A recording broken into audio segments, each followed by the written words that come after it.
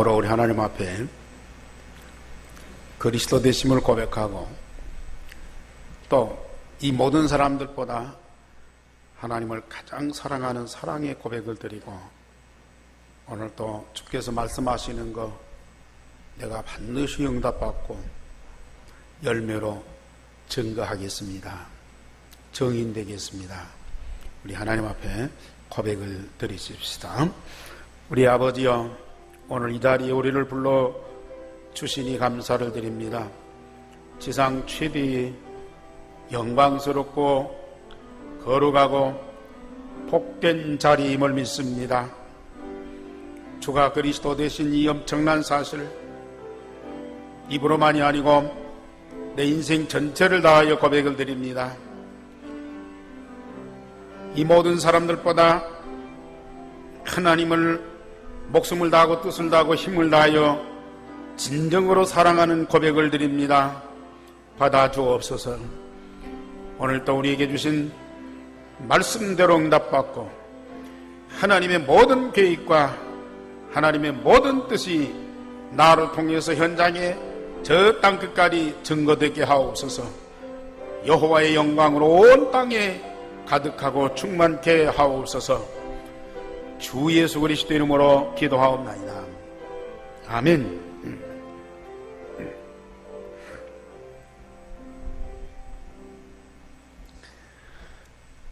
우리가 이 복음운동 하면서 참 아까 우리 주목도 얘기했지만은 복음 깨닫고 복음 누리는 것이 이렇게 행복하고 즐거운데 우리가 한 20년 넘게 줄기차게 이 복음운동을 해왔습니다. 그래서 그 복음이 더 이해되고 깨달아지고 또 뿌리 내리고 체질되도록 하기 위해서 우리 유 목사님 메시지를 계속 들었습니다. 근데 주일날 오후에도 그 메시지를 듣고 우리가 함께 기도하고 응답을 누리는데 이제는 좀 우리가 좀 성숙했잖아요. 물론 뭐 이렇게 목사가 예배를 인도하고 메시지를 주지만 이제는 여러분들이 함께 하는 예배, 온 성도가 함께하는 영적인 축제, 그런 예배를 좀 드려야 되겠다 싶습니다. 물론 유 목사님 메시지는 토요일날 산업선교, 전도학, 또 핵심 메시지 토요일날 집중하면서 듣고 주일날은 우리 애안교회의 영적인 축제로, 그래서 온 성도가 함께하는, 그리고 이렇게 직접적으로 우리 성도들이 이렇게 헌신 예배 드리면서 사회도 하고 때로는 메시지도 하고 또 전도 현장에 대한 포럼도 하고 또 우리 성도들의 어떤 개인이나 가정 그 문제나 사건을 놓고 전 교회가 합심해서 중보기도 하는 그런 그 기도 모임, 또 이제 좀 우리 성도들이 받은 응답과 그 축복을 함께 찬양하고 또 참 함께 즐거워하는 그런 시간들을 갖도록 그렇게 할 것입니다. 딱 정해진 건 없어요. 그러나 이렇게 진행해 가면서 하나님이 우리 교회에 주시는 응답을 따라서 하나씩 이렇게 실천해 갈 것입니다. 그리고 이제는 우리 교회가 복음 깨닫고 복음 뿌리 내리으니까 실제로 현장에서 전도운동이 일어나야 되지 않겠습니까? 그래서 이 오후 시간을 이용해서 현장에서 우리가 어떻게 전도운동 할 것인가, 그런 훈련도 좀 하면서 복음을 행복한 여러분들이 이제는 우리가 가진 이 복음을 이 열매로 증거하는 증인으로, 그래서 우리 주변의 사람뿐만 아니라 세계 만민이 우리가 가진 이 복음을 듣고 우리와 같이 구원받고 우리와 같이 행복하고 우리와 같이 이 복음 운동할 수 있도록 돕는 것이 우리에게 향하신 하나님의 뜻입니다. 그래서 오후 예배를 이렇게 다양하게 좀 전 성도가 함께 참여하는 그런 예배로 전환을 할 것입니다. 그래서 오후 2시에 중고등부실에서 모이겠습니다. 이제 나이 드신 어른들도 또 여기 2층까지 안 올라오고 또 일찍 시작하니까요. 좀 참여하면서 같이 이 축복을 누리시길 바랍니다. 하나님이 아담과 하와를 하나님의 형상으로 창조하고 모든 만물을 다스리고 정복하는 능력을 주었어요. 그리고 하나님이 인간을 통해서 이 세상에 모든 영광을 나타내고 온 세상이 하나님의 영광으로 가득하도록 그렇게 만들어 주었어요. 그러니 이게 바로 에덴 동산이고 얼마나 참 이 축복된 그 상황입니까? 이 어마어마한 이 축복된 이 현장을 잃어버리면 안 되잖아요. 그러니까 그것을 유지하기 위한 법으로 창세기 2장 17절 에덴 동산에 많은 생명나무 열매를 주었는데 동산 중앙에 있는 선악을 알게 하는 나무의 열매는 절대 따먹지 말아라. 영원히 사는 생명의 나무 열매를 동산에 가득하게 했으니까 그것 따먹고 선과 악을 알게 하는 나무의 열매는 절대 따먹지 말아라.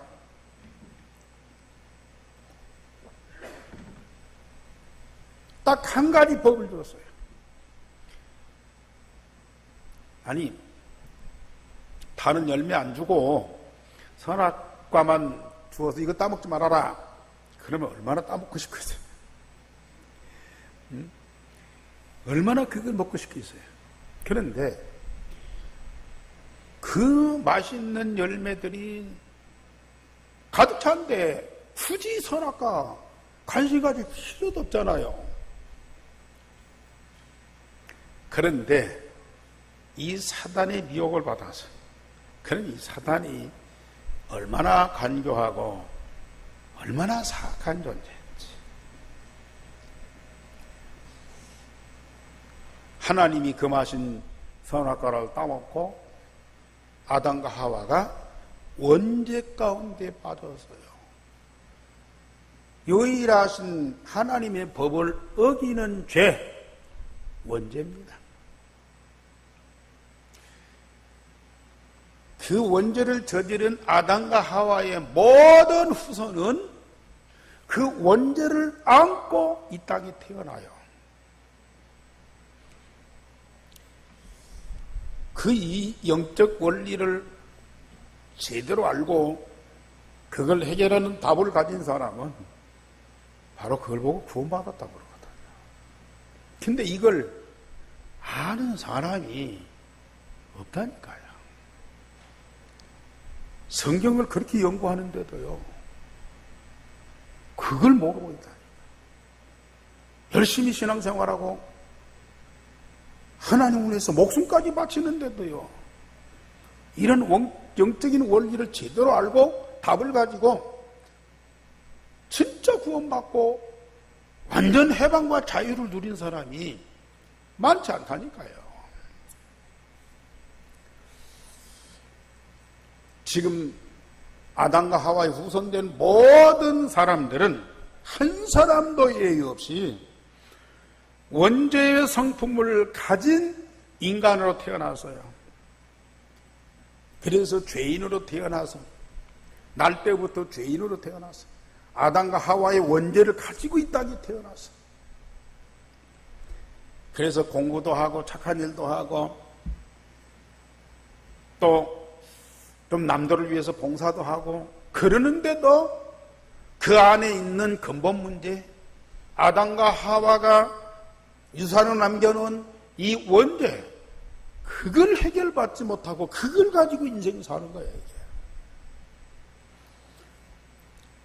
한 가지 법을 어긴 그 원죄 때문에 사람들은 수많은 법을 지켜야 되고 그 법을 지키지 않으면 벌을 받게 되고요. 수많은 그 법을 다 지켰다 할지라도 그걸 가지고 원죄가 해결되는 건 아니야. 율법으로 구원받는 건 절대 아니야. 그래서 바울 사도는 로마 3장 10절에 의인은 없나니 한 사람도 없다. 23절에 모든 사람이 죄를 범하였으며 하나님의 영광에 이르지 못하더니 그게 모든 인류의 실상이라. 모든 사람들이 전부 다 그 원죄 가운데 빠져 있어요. 그런데 우리 하나님은 그걸 해결하는 답을 주셨다. 그게 여자의 후손이고 그게 피의 제사고 그 임마누엘인데 그 언약을 붙잡은 사람들은 그 근본 문제에서 완전히 해방받고 원죄에서 완전히 해방받고 그 답을 주셨는데 그걸 언약으로 붙잡는 사람들이 많더라. 붙잡았다가도 그걸 또 놓죠.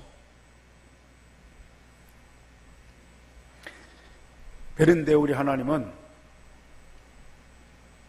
계속적으로 이 언약을 주시고 또 깨닫게 하고 붙잡게 하고 또 응답받고 모든 저주와 멸망에서 다시 구원받게 하고 이런 역사를 반복하시는 거예요.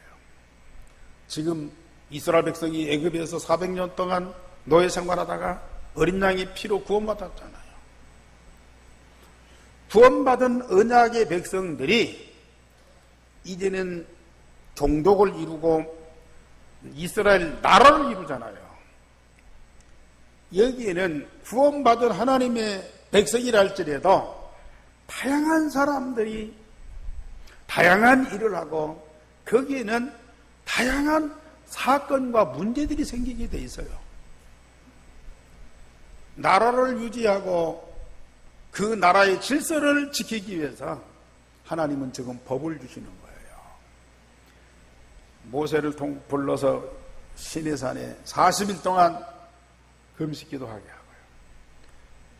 네, 먼저 십계명을 주시고 그러면서 세세한 구체적인 율례, 법도를 주시는 겁니다. 이스라엘 백성들이 앞으로 구원받도록 하기 위해서 이 법도를 주시는 것이 아니고 이미 어린 양의 피로 구원받은 하나님의 백성들에게 적어도 언약의 백성들이 지켜야 할 법도 이거 안 지켰다고 망하고 이거 지켰다고 구원받는 건 아니에요. 이미 구원받았어요. 그런데 나라와 사회와 가정을 유지하는 그런 법도로서 이 말씀을 주시는 거예요. 많은 기독교인들이 예수 믿고 구원받았는데도 하나님 말씀대로 살아야 구원받는 걸 알아요. 하나님 말씀대로 못 살면 죄를 짓고 벌을 받고 지옥 가는 줄 알아요. 아니에요. 오직 믿음으로, 누구를 믿음으로요? 왕, 선지자, 제사장 되셔서 우리의 근본 문제, 우리의 모든 원죄, 자범죄를 해결하신 유일한 해답 예수 그리스도를 믿음으로 말미암아 구원받으면 하나님의 자녀되고 하나님의 자녀되면 내가 혹 실수하고 넘어질 수도 있어요. 잠시 내가 하나님 떠나고 타락할 수도 있어요.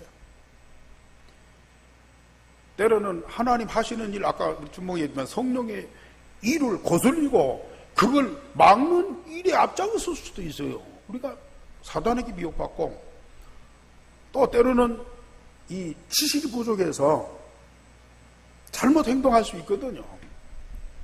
그렇다고 해서 우리가 하나님 자녀가 마귀의 자녀로 신분이 바뀌고 우리가 받은 구원이 취소되고 천국 백성이 지옥 자식으로 바뀌고 절대 그런 법이 없습니다.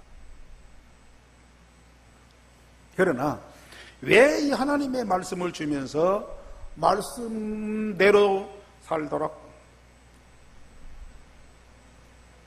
말씀대로 응답받도록 하냐? 구약에는 아까 말씀드린 대로요, 이스라엘 나라로서 언약의 백성으로서 지켜야 할 규례라니까요. 그 국가와 사회를 유지하는 방법입니다. 그런데 신약에 와서는 왜 이 말씀을 우리가 지키고 응답받아야 되느냐? 여러분들 하나님 자녀의 신분입니다. 여러분들 영원한 나라 천국 백성입니다. 그거 되기 위해서 우리가 이 말씀을 지키는 것이 아니고 하나님 자녀가 천국 백성이 당연히 받을 응답입니다.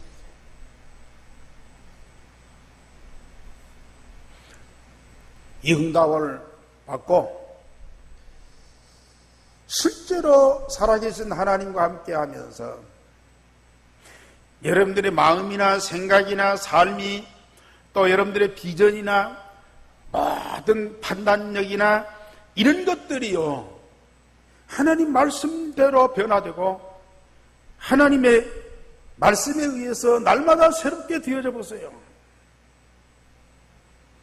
그래서 구원받은 하나님의 자녀를 보고 성도라 그럽니다. 성도. 거룩한 물이라 그 말이에요.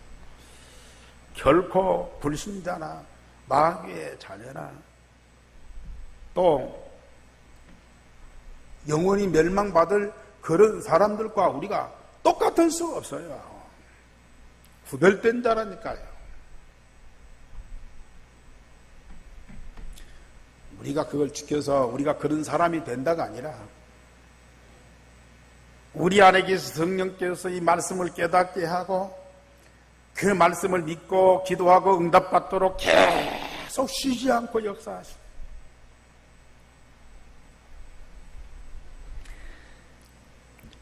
그런 축복의 사람들이 바로 저와 여러분들입니다. 오늘 출애굽기 통해서 언약의 백성 이스라엘이 어떻게 구원받았고 구원받은 그 백성들이 어떤 삶을 살아야 되고 앞으로 어떤 사명을 가지고 미래를 도전할 것인가 말씀을 주셨어요.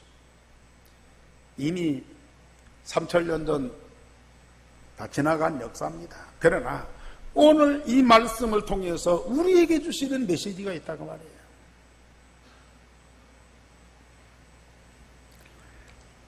그래서 결국은 31절 말씀에 우리 하나님이 이스라엘 백성들에게 원하는 건 뭡니까? 하나님의 법도를 지키고 범죄하지 말고 저주받지 말고 멸망받지 않는 그런 정도가 아니고 너희는 내게 거룩한 사람이 될지니라. 그게 하나님의 소원이에요. 저와 여러분들이 꼭 받아야 할 응답이요. 자, 오늘 제목 다 같이 시작. 너희는 여호와께 거룩한 사람이 될지니라.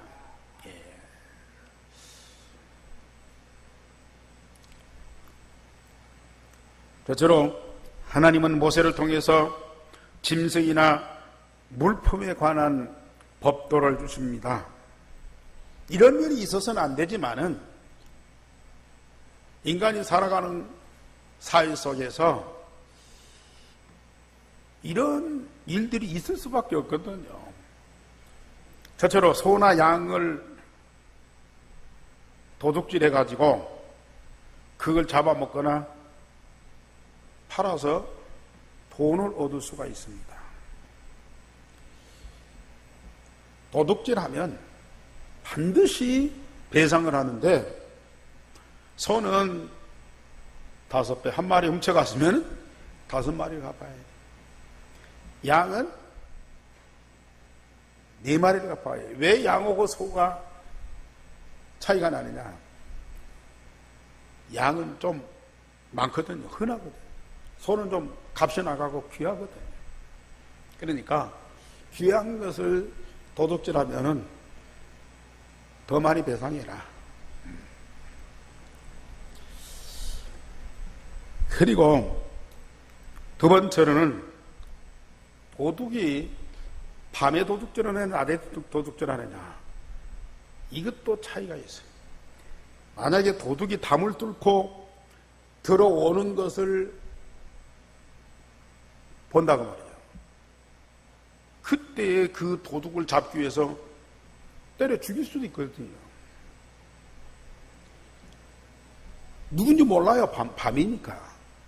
때려 죽이면 사람 죽인 살인죄 아니에요. 그러나 정당방위, 도둑이 자기 집에 침입해서 물건 훔쳐가든지 또 사람을 죽이든지 그걸 방지하기 위해서 도둑을 때려 죽이면 살인죄가 안 돼요.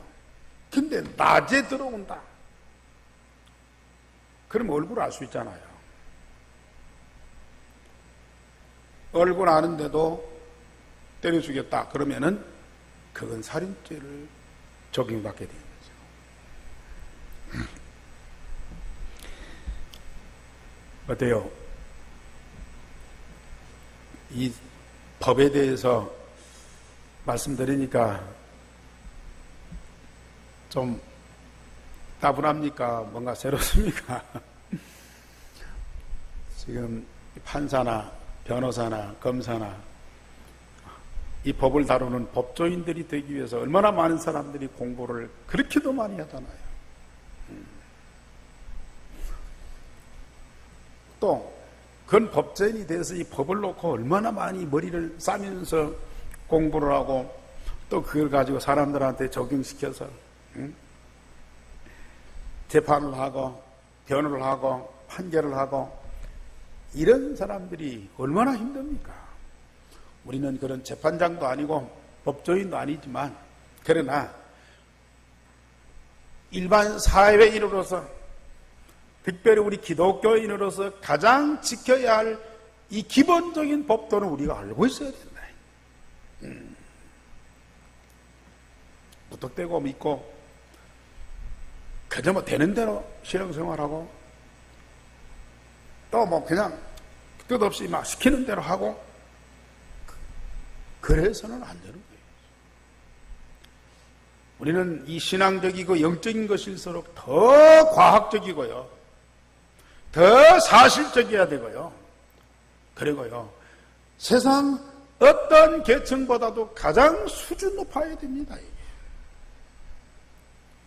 우리 성도님들 잘 깨달으셔요. 우리 중직자들이요,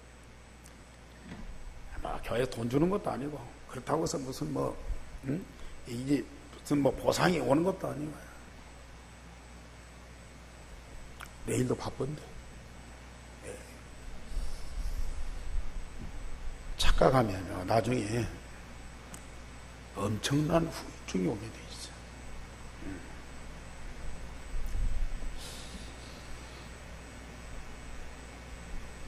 그러면서 세 번째로는 자기의 짐승을 이렇게 기르는데 남의 밭에 가서 곡식을 먹거나 열매를 짐승이 먹었다. 그러면 남에게 피해를 비는 거 아닙니까? 그러면 반드시 자기 밭에 가장 좋은 곳으로 보상해라. 그리고 네 번째로는 남의 낫갈이나 밭의 곡식에 이 불을 번져갔다고 말이에요. 그래서 남의 낫갈이나 곡식이 열매를 불태우면 역시 반드시 배상을 할 것이다. 이건 당연한 것들이죠. 또 돈이나 물품과 짐승을 이웃에게 맡겼는데 그 맡은 사람이 도둑맞았어요. 만약에 그 도둑이 잡히면 그 도둑은 갑절을 배상할 것이고, 만약에 도둑이 잡히지 않았다, 그럼 어떻게 하겠어요? 아니 다른 사람의 물건을 내가 맡았는데 내가 그걸 관리하다가 도둑놈이 와서 그걸 훔쳐갔어요. 그러면 이게 내가 억울하잖아요. 그런데 다행히 도둑이 잡혔다. 그러면 그 도둑은 배나 보상을 하면 돼요. 그런데 도둑이 안 잡혔다. 이건 어떻게 할 겁니까? 근데 재판장 앞에서 증거를 가지고 판결을 해라. 왜 그렇습니까? 양심불량한 사람은 도둑 안 맞아놓고도 자기의 맡긴 이웃의 그 돈이나 짐승이나 물품이 욕심이 난다고 말이에요. 따로 그걸 감춰놓고 도둑받았다. 그렇게 핑계댈 수 있잖아요. 그렇기 때문에 이걸 사건을 재판장한테 가서 정당하게 판결을 받고 재판장이 판결하는 대로 보상을 해라.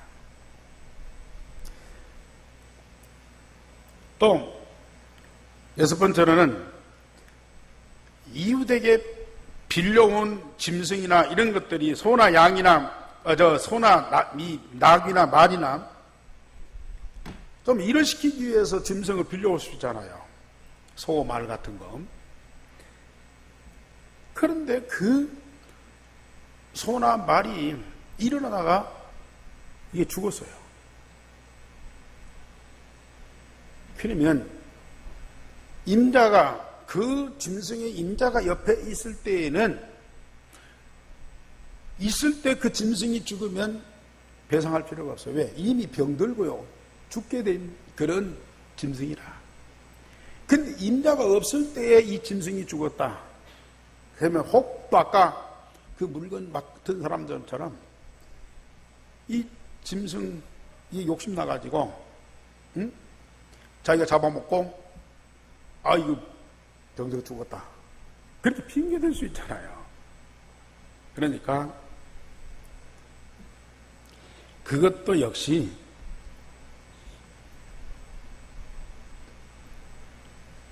이 짐자가 있을 때의 현장에서 그 짐승이 죽으면 배상할 필요가 없지만은 임자가 없을 때 만약에 죽었다 그러면 그 물건값을 물어줘라. 짐승의 값을 물어줘라.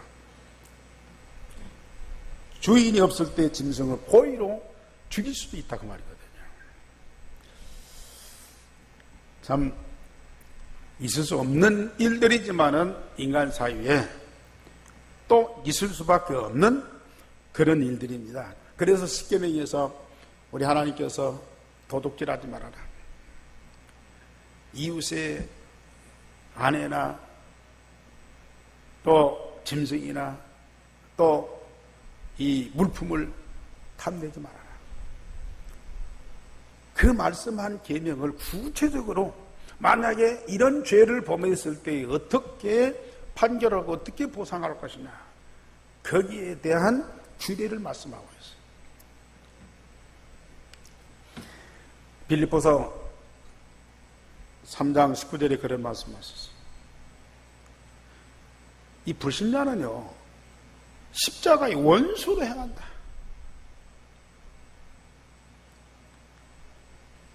또 자기 배를 하나님으로 섬긴다 그랬어요. 다른 건 다 좋아하는데요 십자가만 싫어하고 미워해요. 또 하나님이 어디 있느냐. 자기 배를 채우는 양식, 자기 욕망을 채우는 그런 물질, 이걸 하나님으로 섬긴다니까요. 자, 사단의 미혹을 받고 원죄 가운데에서 하나님 떠난 인간은요 그리스도를 가장 미워하고 싫어할 뿐만 아니라 대신 이런 물질에 대한 욕망과 욕심을 하나님으로 섬기며 그걸 채우기 위해서요 사람들은 모든 방법을 다 동원하는 거예요. 이게 사단의 방법입니다. 이 사단에게 묶인 사람들은 어쩔 수 없어요. 지금 뭐 모든 과학이 발달하지만은 이 범죄 수사하는 그 수사의 방법이 얼마나 고도로 발달됩니까? 뭐 지금 뭐 과학 뭐 수사해가지고요, 이 범죄 죄인들을 잡아서 수사하고 그걸 또 재판에 넘겨서 판결하고 이러한 이 수준이요 굉장히 높아가요. 왜 높아갑니까? 그만큼 범죄 수단이 높아간다는 얘기예요. 그렇게 안 하면 그 범죄한 그걸 찾을 수가 없고요, 잡을 수가 없고요, 판결할 수가 없는 거예요. 그 말은 무슨 말입니까? 물론 사람의 지능이 높아져서 그러지만은 그 배후에는 이 사단이란 영적인 흑암이요 그렇게도 강하게 역사하는 거라. 어떤 그 유치원 원장님이 원비를 받아가지고 은행에다가 이게 몇 개 하는데 좀 늦게 이게 애들도 원비를 갖고 오면은 은행 시간이 마감이 돼서 못 맡기잖아요. 그러니까 사무실 어디다가 숨겨놔야 되겠는데 그걸 보관할 장소가 마땅치 않은 거예요. 뭐 금고가 있으면 좋지만은. 근데 뭐 얼마 안 되는 것을 갖다 금고다 맡길 수 없고, 그러니까 책장 그 속에 많은 책들이 있는데 그 책 사이에다가 그걸 꼽아놓은 거예요. 저도 가끔 그런 때가 있거든요. 이렇게 이제 뭐 많지 않은 돈 봉투인데 좀 뭐 어쩌다가 이제 책꽂이에도 꼽아놓을 때가 있어. 그래놓고는 잊어버려. 얼마 후에 책을 또 이렇게 뒤지다 보면 봉투가 나와. 그러면은 봉짜돈 같아요. 근데 그 원장님이 그 책 속에다가 봉투를 다 꼽아놓고 감춰놨는데요, 그날 밤에 도둑놈이 와서 그걸 싹 빼갔어요. 아니 원장 자신이 거기다 꼽아놓고도 내가 어디다 놨지? 모를 때가 있거든. 그런데요, 도둑놈은요 그 말 그대로 귀신같지 않은 거야. 남의 것을 훔치고 사기치고 속이고, 이건요 자신의 어떤 지능도 있지만 사단의 영이 그 속에 들어가 있다니까요. 다른 사람은 못 보는데 그 사람한테 그게 보인다니까요. 자, 이런 것들을 우리가 바로 알고 답을 못 주면요 다 속게 돼 있어요.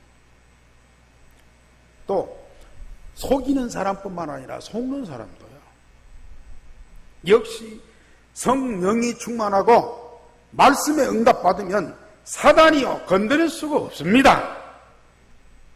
그런데요, 내가 성령이 충만하지 않고 내 착한 마음이나 인격이나 성실함만 갖고 있으면요 그걸 사단이요 반드시 타고 들어오는 거라. 우리 성도님들을 잘 아시기 바랍니다. 꼭 성령 충만 받고 말씀 응답받고 뭐 신앙생활하고 전도 잘하고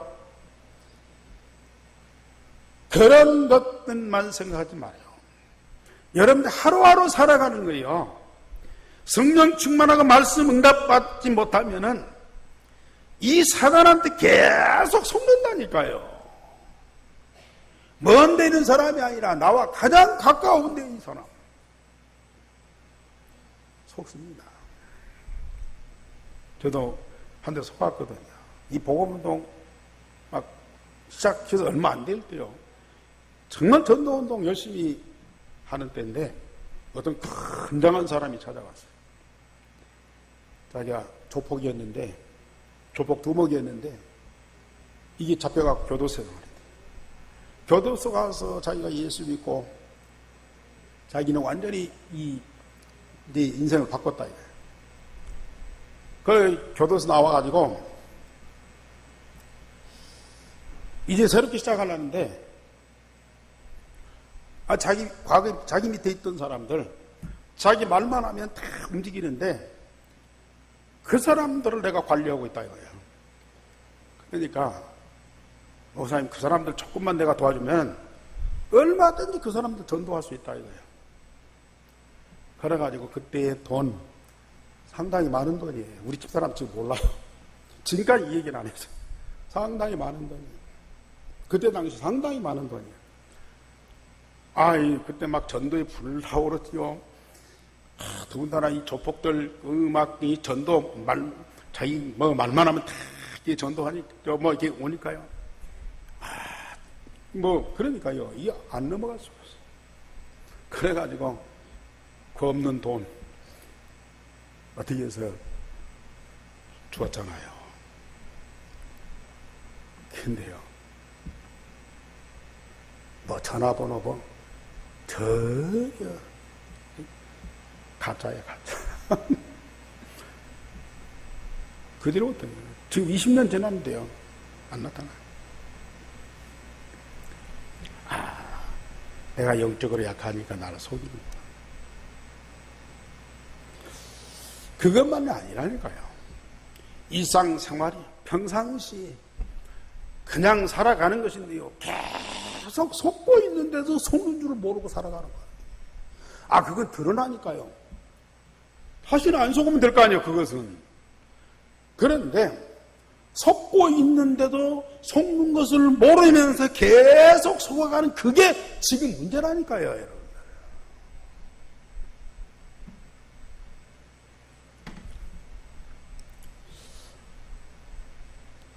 남이 속여서가 아니라 내가 내 자신을 속이는 거야. 이렇게 하면 되겠다, 저렇게 하면 좋겠다. 누가 뭐라고 해서가, 누가 시켜서가 아니라 내가 스스로 판단하고 결정하는데 그게 나를 속이는 거라, 이게. 여러분들 안에 오직 그리스도가 되고 하나님의 성령이 역사하고 하나님의 말씀의 능력이 충만하지 않으면요, 날마다 속고 산다니까요. 우리가 복음 없이 지난날 얼마만큼 헛된 인생을 살았습니까?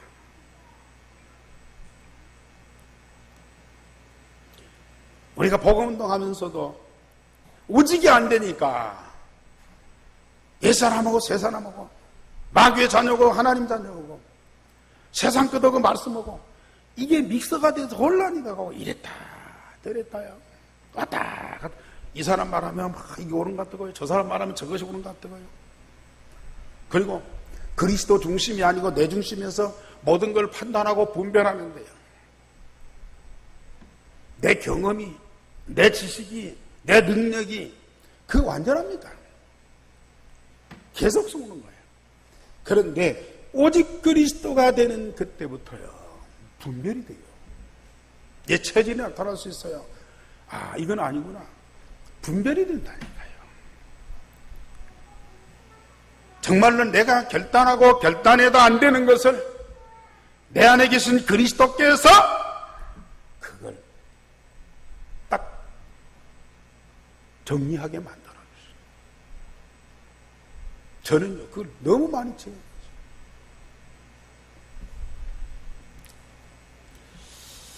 두 번째로 우리는 사람에 대한 법입니다. 그러면서 16절 17절에 보면 사람이 약혼하지 아니한 처녀를 꼬여서 동침했으면 나 배금을 주고 아내를 삼을 것이요 그랬습니다. 지금은 연애하는 것이 그냥 일상이 됐고, 연애했다가 헤어지고 이게 그냥 보편화가 됐기 때문에 문제가 안 되지만, 전에는 그때 참 처녀가 이제 처녀성을 잃어버리면 이게 이제 처녀가 아니잖아요. 그러니까 그때는 다른 데 시집도 못 갑니다. 한 번 몸을 뺏기면요, 절대 다른 사람한테 시집을 못 간다니까요. 그러니까 그를 반드시 아내로 삼아야 돼요. 그런데 처녀의 아버지가 그 사람 못 믿어서 자기 딸 안 줘요. 거절하면 납폐금이라고 그랬어요. 전에 성경은 빙패라고 그랬어요. 이건 그 신랑이 신부를 데려올 때에 신부 집에 보내는 그 예물 아니면은 그 뭐 담례금, 저쪽 그 아프리카나 인도나 이런 데서는 원주민들 결혼하면은 그 신랑이 신부 집에 뭐 돼지 10마리, 뭐 소 5마리, 또 돈 얼마 주듯이요. 돈을 주어서 그 신부 집에 주고 그리고 처녀를 데리고 올 것이다. 그런데 만약에 처녀의 아버지가 그걸 거절한다. 그러면 납폐금으로 돈을 낼지니라 그랬습니다. 그러면서 18절에서 20절에 보면은 가장 언약의 백성 사이에서 암적인 존재가 누구냐? 18절에 무당을 살려두지 말아라. 살인죄를 저지르지 말라고 했는데요. 무당은 절대 살려두지 말아라. 그리고 20절에는 다른 신에게 제사하는 자를 멸할지니라 그랬습니다. 하나님은 질투하는 하나님입니다. 다른 신이나 우상을 섬기고 절하는 것을 우리 하나님이요 가장 싫어요. 그건 하나님이 그걸 질투해서가 아니라 다른 신이나 우상에게 절하고 그걸 섬기면 오는 저주가 너무 크기 때문에 하나님이 그걸 막으시는 거라고 말입니다. 사단이 직접적으로 역사하는 것이 종교요 우상입니다. 그리고 많은 사람들에게 악령이 들게 하는 사단의 통로가 바로 종교요 우상입니다. 그러면서 19절에는 짐승과 행음하는 자는 반드시 죽일지니라 그랬습니다. 참 성경에 별의별 얘기가 다 있어요. 로마서 1장에는 남자와 여자가 순리대로 결혼하지 않고 남자와 남자, 여자와 여자, 동성이 아닙니다. 그때 당시에도 그런 것들이 있어요. 지금 우리 한국의 이 동성애 이 법 때문에 좀 보수 진보 간에 또 기독교 안에서 상당히 많은 논란이 있습니다만 남자와 여자로 만드셔서 생육하고 번성하는 것이 하나님 창조의 원리인데 그 창조의 원리가 무너져버려요. 남자와 남자, 여자와 여자는 이건 하나님이 만드신 창조의 원리를 사단이 완전히 무너뜨리는 거거든요. 지금 뭐 세계 선진국들은 거의 이 동성 부부 결혼을 인정하고 법적으로 보장하잖아요. 우리나라도 그걸 보장하라고 자꾸 이제 한쪽에서 이렇게 시위하고 그러는데요. 물론 그 사람들 우리가 부정할 수는 없어요.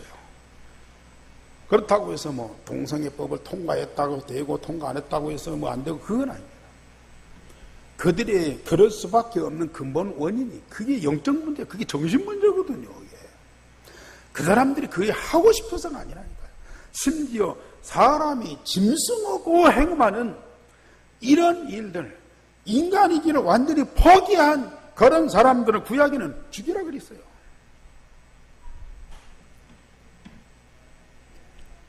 우리는 그런 영적 문제, 정신 문제 있는 사람들에게도 복음으로 답을 줘요.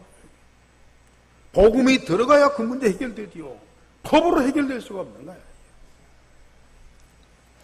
그러면서 21절에는 이방 나그네를 압제하거나 학대하지 말아라. 너희가 애굽에 나그네 생활을 했지 않느냐. 다른 동네 다른 나라에 가서 사는 거 힘든 일이죠. 우리나라에도 지금 거의 뭐 200만 명의 외국인들이 와서 살고 있습니다. 이런 사람들을 압제하지 말아라. 그리고 23절 24절에 보면은 과부나 고아를 해롭게 하지 말아라. 그들이 내게 부르짖으면 내가 반드시 듣고 나의 노가 맹렬하여 칼로 죽이리니 너희 아내와 아들이 과부와 고아가 되리라 그랬습니다. 과부나 고아는 이 보호자가 필요하잖아요. 보호자가 없기 때문에 고아요, 과부요. 보호자가 없는 연약한 사람들을 무시하고 또 농락하고 그를 괴롭히면 이중으로 그들을 학대하는 거 아닙니까? 사람들도 분노하지만 우리 하나님께서는 맹렬하게 분노한다. 하나님은 칼을 들어서 그들을 죽여서 그 아내나 아이가 고아가 되고 과부가 되게 하겠다 그랬어요. 그만큼 고아와 과부를 하나님은 긍휼히 여기시는 거죠. 그러면서 25절에서 27절에 보면은 가난한 자에게 돈을 꾸어주면 채권자같이 이자를 받지 말아라.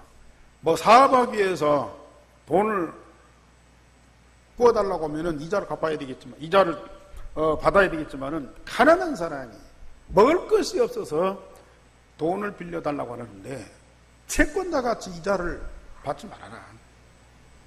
그리고 옷을 전당 잡으면 가난한 자의 옷은 해 지기 전에 돌려주어라.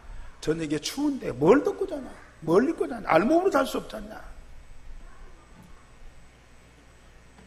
그러면서 23절에서는 28절에서는 재판장을 모독하지 말고 백성의 지도자를 저주하지 말아라. 자, 우리 하나님 얼마나 세밀하게 말씀하시는지요. 재판장, 물론 어떤 이 사적인 감정이 들어갈 수 있어요. 그러나 모독하지 말아요. 백성의 지도자 잘못할 수 있어요. 그러나 저주하지 말아라. 존경하고 그들을 순종해라, 그 말이죠. 그리고 8번째는 추수한 곡식의 첫 열매나 처음 난 아들을 여호와께 드리기를 거지하지 말아라. 곡식의 첫 열매, 짐승의 첫 새끼, 사람의 장자, 이걸 하나님께 드리기를 더디하지 말아라. 그러면 하나님은 첫 새끼, 첫 열매, 첫 장자, 그거 욕심부려갖고 그걸 내게 달라? 하나님은 그걸 먹고 사는 존재입니까? 하나님은 장자를 통해서 가문의 언약을 전달하고 첫 새끼, 첫 열매를 언약의 증표로 하나님 앞에 제물로 드려서 그 백성들이 정말로 언약을 가지고 살면서 언약 전달하는 주역이 되라, 그 말이거든요.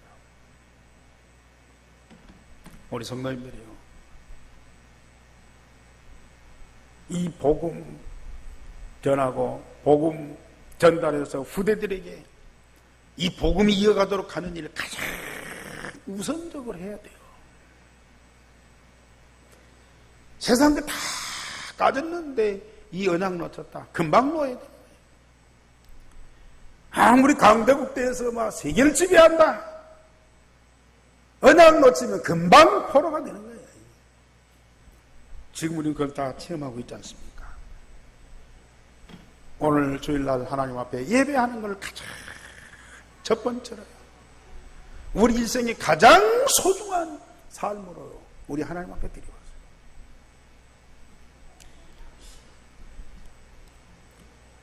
창세기 3장의 나 중심하는 사상과 창세기 6장의 물질 중심하는 네피림의 사상 때문에 죽도록 이마에 땀을 흘리고 일을 해야 할 뿐 아니라 다른 사람 그리고 다른 사람의 재산에 욕심을 가짐으로 오는 범죄와 저주의 현상이, 나 중심하는 이 사단의 계략, 물질 중심하는 이 사단의 전략이요, 지금 온 세상을 다 덮고 있어요. 오직 그리스도 중심하고 하나님의 나라 중심하고 땅끝까지 증인되어서 만민을 살리려는 그런 목표를 가진 하나님의 사람들, 어쩌면 이런 법 필요 없어요. 이런 데 관심, 남의 물건 배설물이에요.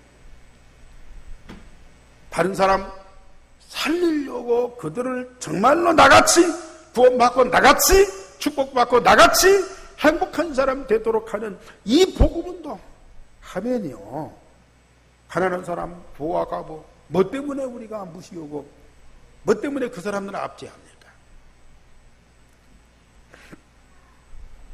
마지막 세 번째로 언약의 백성으로 여호와께 거룩한 사람이 될지니라. 하나님은 사람들이 죄를 범하지 않고 깨끗하게 사는 것이 목적이 아니고 하나님 앞에서 거룩한 사람이 되게 하는 것이 목적이에요.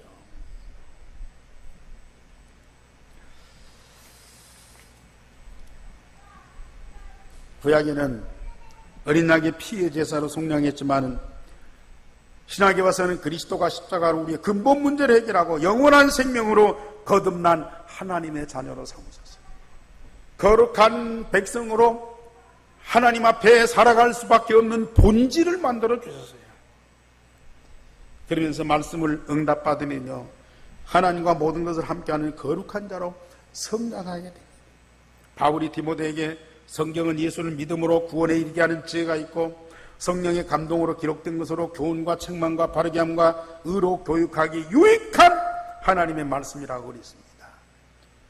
우리는 복음으로 구원받고 하나님의 자녀가 되고 우리는 날마다 말씀 응답 속에서 날마다 새롭게 재창조되는 역사가 일어나기 때문에 우리는 하나님 앞에서 거룩한 백성이요 하나님 앞에서 거룩한 자녀가 된다.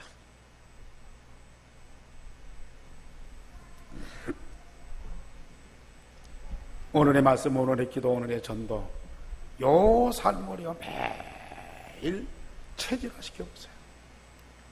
어느 날 여러분들은 하나님과 함께하는 자리, 하나님의 모든 영광에 이르게 돼. 그런 응답받은 사람이 오늘 예배하고 찬양해보고 말씀 들어보세요. 이 자리 얼마나 영광스러운 자리.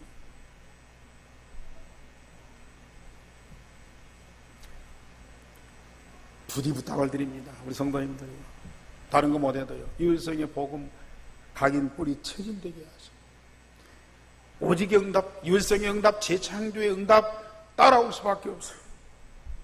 누구도 막을 수 없는, 어떤 상황에도 승리할 수밖에 없는 본질을 갖게 하는 거예요. 망할 수가 없다니까요. 사단이 절대로 건드릴 수가 없다니까요. 세상의 어떤 환난이나 핍박이나 재앙이나 풍파도 여러분들을 건드릴 수가 없습니다. 유일성의 복음이 여러분들을 그런 본질로 만들어 주시오. 날마다 말씀으로 응답으로 모든 만물에 하나님과 하나님 나로 충만하게 하라. 시간이 갔지만은 우리 에베소 1장 23절 한번 읽어보십시다. 에베소 1장 23절. 저는 이번 주간에 이 말씀이 제 마음에 얼마나 강하게 부딪혀 오는지요. 신약성경 310쪽에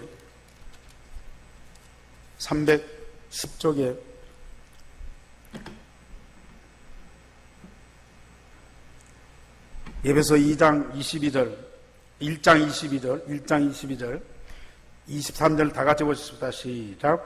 또 만물을 그의 발 아래 복종하게 하시고 그를 만물 위에 교회의 머리로 삼으셨느니라. 교회는 그의 몸이니 만물 안에서 만물을 충만케 하신 이의 충만함이니라. 교회는 만물을 복종케 하시는데요, 교회는 그리스도의 몸이니 만물 안에서 만물을 충만케 하시는 이의 충만함이니라. 여보, 도대체 뭔 말이에요 이게? 교회는 그리스도의 몸이요, 이 교회 통해서 하나님은 온 세상에 그리스도로 충만하게 하신다. 이 교회 통해서 모든 만물 가운데 그리스도와 하나님의 나라로 충만하게 하신다. 교회는 누굽니까? 바로 나입니다. 내가 교회예요. 교회 지체인 나를 통해서 모든 만물 가운데 그리스도와 하나님의 나라로 충만하게 하신다. 무슨 도둑질입니까? 무슨 덤을 괴롭히고 남의 걸 훔치고 남을 속입니까?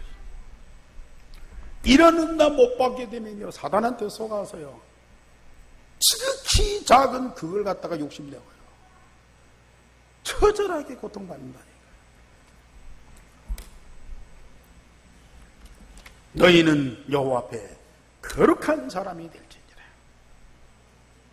하나님의 음성으로 마음이 깊이 담으시기를 주님의 이름으로 축원합니다. 아버지여, 말씀 주시니 감사를 드립니다.